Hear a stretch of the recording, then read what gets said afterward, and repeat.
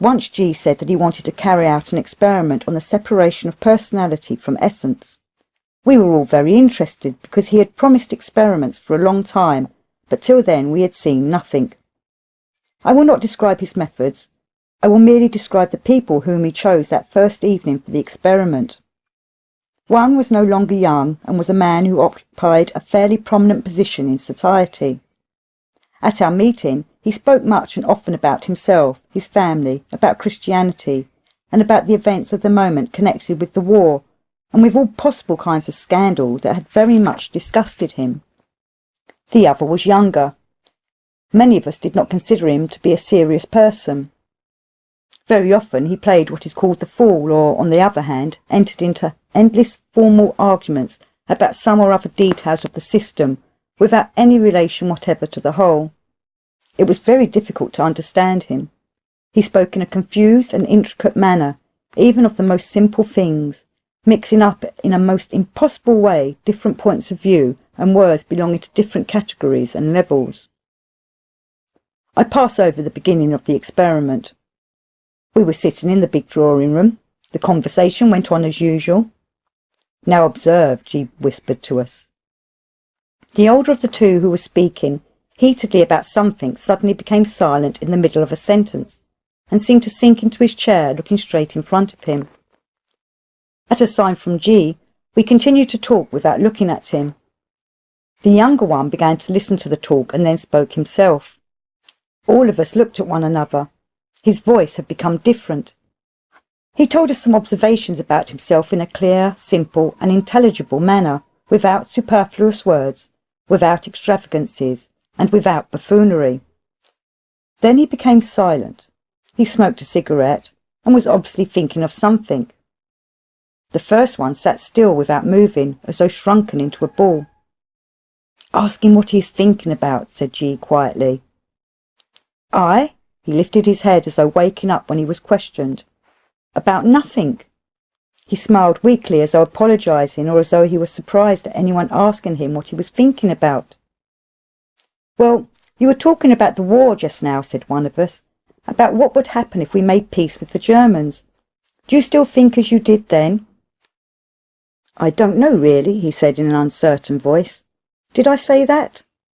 "Yes, certainly. You just said that everyone was obliged to think about it, that no one had the right not to think about it, and that no one had the right to forget the war. Everyone ought to have a definite opinion, yes or no, for or against the war." He listened as though he did not grasp what the questioner was saying. "Yes," he said. "How odd, I do not remember anything about it." "But aren't you interested in it?" "No, it does not interest me at all." "Are you not thinking of the consequences of all that is now taking place, of the results for Russia, for the whole of civilization?" He shook his head as though with regret. "I do not understand what you are talking about," he says. "It does not interest me at all, and I know nothing about it." "Well then, you spoke before of your family. Would it not be very much easier for you if they became interested in our ideas and joined the work?" "Yes, perhaps," again in an uncertain voice. "But why should I think about it?" "Well, you said you were afraid of the gulf, as you expressed it, which was growing between you and them." No reply. "But what do you think about it now?" "I am not thinking about it at all." "If you were asked what you would like, what would you say?" Again a wandering glance. "I do not want anything." "But think, what would you like?" On the small table beside him there stood an unfinished glass of tea. He gazed at it for a long time as though considering something. He glanced around him twice, then again looked at the glass and said in such a serious voice and with such serious intonations that we all looked at one another, "I think I should like some raspberry jam." "Why are you questioning him?" said a voice from the corner which we hardly recognised. This was the second experiment. "Can you not see that he is asleep?" "And you yourself?" asked one of us. "I, on the contrary, have woken up." "Why has he gone to sleep while you have woken up?" "I do not know." With this the experiment ended. Neither of them remembered anything the next day.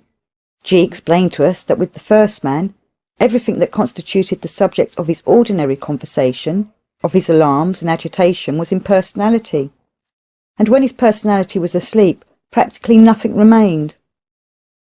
In the personality of the other there was also a great deal of undue talkativeness, but behind the personality there was an essence which knew as much as the personality and knew it better, and when personality went to sleep, essence took its place to which it had a much greater right.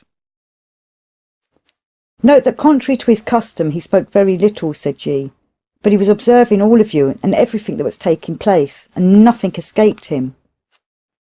But of what use is it to him if he also does not remember, said one of us. Essence remembers, said G, personality is forgotten, and this was necessary because otherwise personality would have perverted everything and would have ascribed all this to itself. But this is a kind of black magic, said one of us. Worse, said G. Wait, and you will see worse than that.